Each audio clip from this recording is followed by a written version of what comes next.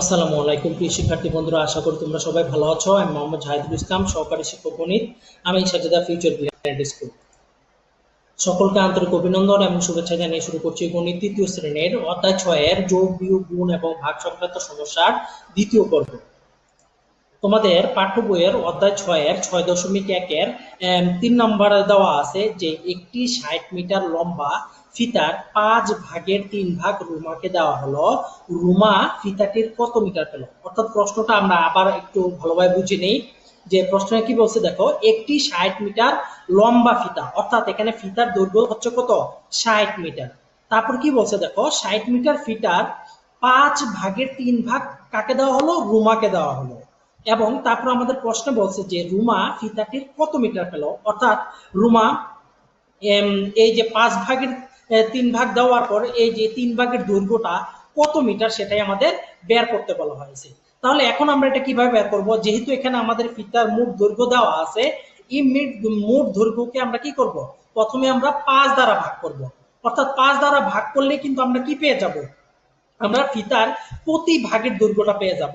অর্থাৎ এখানে ফিতা আমরা যদি 5 দ্বারা 60 কে ভাগ করি, তাহলে আমরা এখানে যেটা পাবো ফলাফলটা সেটা হবে কি? ফিতার 1 ভাগের দৈর্ঘ্য। তাহলে দেখো আমরা সমাধানে লিখেছি প্রথমে যে মোট ফিতার দৈর্ঘ্য দেওয়া আছে কত?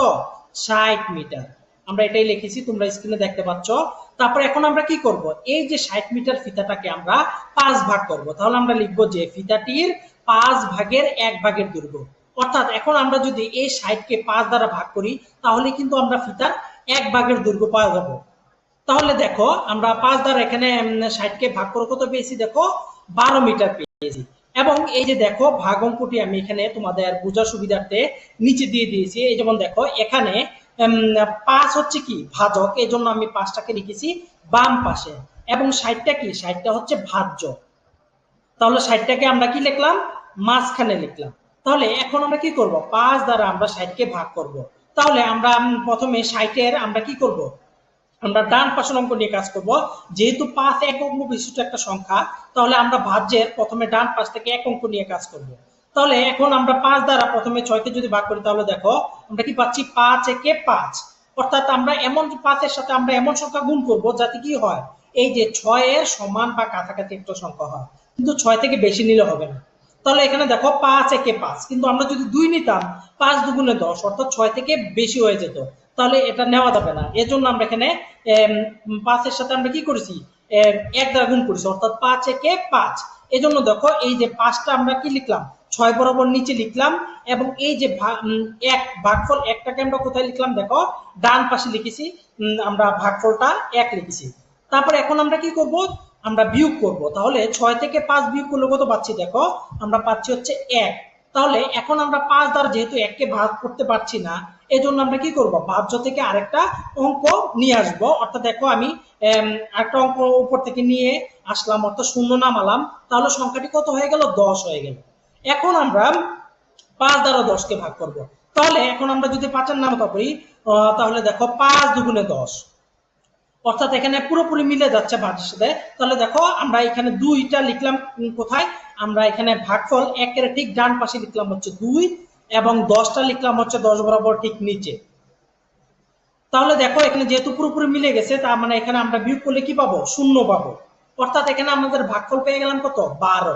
তার মানে এখানে আমরা কি করলাম? 60 মিটার ফিতাটাকে যদি আমরা 5টা ভাগ করি, তাহলে প্রতিটা ভাগের দৈর্ঘ্য কত হবে? 12 মিটার হবে। অর্থাৎ একটা ভাগের দৈর্ঘ্য হবে হচ্ছে কত? 12 মিটার। তাহলে এখন যেহেতু আমরা একটা ভাগের দৈর্ঘ্য পেয়ে গেলাম 12 মিটার, তাহলে এখন আমরা 3 ভাগের দৈর্ঘ্য বের করতে পারবো।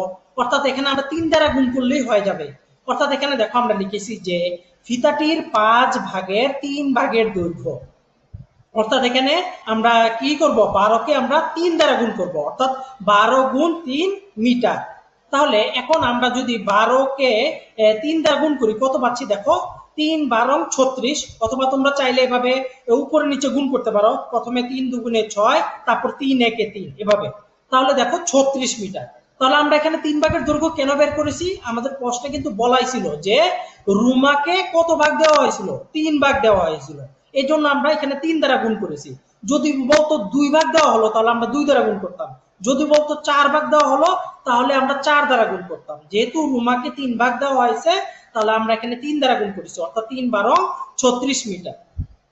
তাহলে আমরা উত্তরে কি লিখবো, আমরা লিখবো যে সুতরাং রুমা ফিতাটির 36 মিটার পেল, সুতরাং উত্তর হচ্ছে কি 36 মিটার।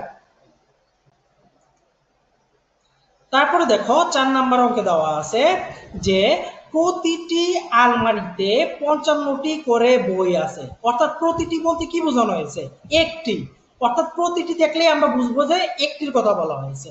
তাহলে একটি আলমারিতে কতটি বই আছে, 55টি বই আছে। তাহলে এখন আমাদের প্রশ্নে কি বের করতে বলেছে, দেখো যে এরূপ 12টি আলমারিতে কতগুলো বই আছে, অর্থাৎ একটি আলমারিতে যেহেতু 55টি বই আছে তার মানে 12টি আলমারিতে কি হবে, অবশ্যই আরো বেশি সংখ্যক বই হবে। তাহলে এখানে আমরা কি করব, আমরা জানি যে বেশি হলে কি করতে হয়, গুণ করতে হয়, আর কম হলে ভাগ করতে হয়। তাহলে এখানে দেখো আমরা সমাধানের শুরুতে লিখবো যে একটি আলমারিতে আছে কয়টি বই, 55টি বই। সুতরাং এখন আমরা লিখবো যে 12টি আলমারিতে আছে কি, অবশ্যই আরো বেশি হবে, অর্থাৎ আমরা গুণ করব 55 গুণ 12টি বই। তাহলে এখানে দেখো তোমাদের বোঝার সুবিধার্থে এখানে আমি ডান পাশে তোমাদের গুণ অঙ্কটি দেখিয়ে দিয়েছি। তাহলে এখানে দেখো 55 গুণ 12, তোমরা গুণ চিহ্নটি দিয়ে দিবে, এখানে কিন্তু গুণ চিহ্নটি দেওয়া নাই, তোমরা দিয়ে দিবে 12 ঠিক বাম পাশে গুণ চিহ্নটা দিয়ে দিবে। তাহলে এখানে দেখো আমরা গুণ অঙ্কটি তোমাদের দেখাচ্ছি যে কিভাবে করা হয়েছে। আমরা এখানে কয়টি বই পেয়েছি দেখো, গুণ করে 660টি বই। তাহলে এখানে দেখো 660টা আমরা কিভাবে পেয়েছি, এই গুণ অঙ্কটি তোমাদের এখানে দেখাচ্ছি। প্রথমে আমরা কি করব, আমরা 55কে আমরা 12 এর 2 দ্বারা গুণ করব, অর্থাৎ এখানে 12 এর একক স্থানীয় অঙ্ক দ্বারা গুণ করব। প্রথমে আমরা 55কে, প্রথমে আমরা 2 দ্বারা 5কে গুণ করব, অর্থাৎ প্রথমে আমরা সোজাসুজি গুণ করব, তারপর হচ্ছে কোনাকুনি গুণ করব। তাহলে 2 এর সাথে যদি 5 গুণ দেই কত পাচ্ছি দেখো, 5 দুগুণে 10, তার মানে 10 এর আমরা কি লিখবো, শূন্য লিখবো, হাতে থাকবে কত, 1 থাকবে। তারপরে এখন আমরা কোনাকুনি গুণ করব, অর্থাৎ 2 দ্বারা আমরা 5কে উপরে 5কে গুণ দিব, পরের 5টিকে অর্থাৎ দশক স্থানীয় অঙ্ক যে 5টি আছে সে 5 এর সাথে গুণ দিব, অর্থাৎ 5 দুগুণে কত, 10। তারপর আমাদের হাতে কত ছিল, 1 ছিল, তার মানে 10 এর সাথে যদি আমরা 1 যোগ করি তাহলে কত পাচ্ছি দেখো, 110। তারপরে এখন আমরা 2 এর সাথে যেহেতু গুণ করা শেষ, এখন আমরা 2 বাদ দিয়ে এখন আমরা দশক স্থানীয় অঙ্ক 1 দ্বারা 55কে গুণ করব। অর্থাৎ প্রথমে আমরা 1 দিয়ে 5 এর সাথে গুণ দিব, তারপর আবার 1 দিয়ে 5 এর সাথে আবার গুণ দিব। এখন যেহেতু আমরা দশক স্থানীয় অঙ্ক 1 দ্বারা গুণ দিব, তাহলে দশক স্থানীয় অঙ্কের জন্য আমরা কি করব, আমরা প্রথমে একটা শূন্য বসিয়ে নিব।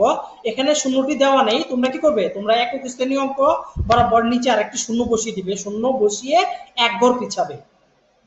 তাহলে দেখো এখানে কিন্তু 1 ঘর পিছিয়ে এরপর লিখেছে যে 5 একে 5, তারপর আবার করেছে 5 একে 5। তারপর এখন আমরা কি করব, এখন আমরা ফাইনালি যোগ করে দিব দাগ টেনে। তাহলে এখন দেখো 0 0 আমরা লিখলাম, অর্থাৎ এখানে ডান পাশ থেকে আমরা যোগ করতেছি 0 0, তারপর 5 এর একে হচ্ছে 6, তারপর আবার 5 এর সাথে 1 যোগ করলে হয় 6। তার মানে আমরা টোটাল পাচ্ছি কত দেখো, 660। তার মানে 12টি আলমারিতে আছে কতটি বই, 660টি বই। তার মানে এখন আমরা লিখবো সুতরাং 12টি আলমারিতে 660টি বই আছে। আশা করি তোমরা অঙ্কগুলো খুব ভালোভাবে বুঝতে পেরেছো। আজ তাহলে এ পর্যন্ত বন্ধুরা, পরবর্তী ভিডিও দেখার আমন্ত্রণ জানিয়ে আজকের মতো এখানে বিদায় নিচ্ছি। ধন্যবাদ সবাইকে।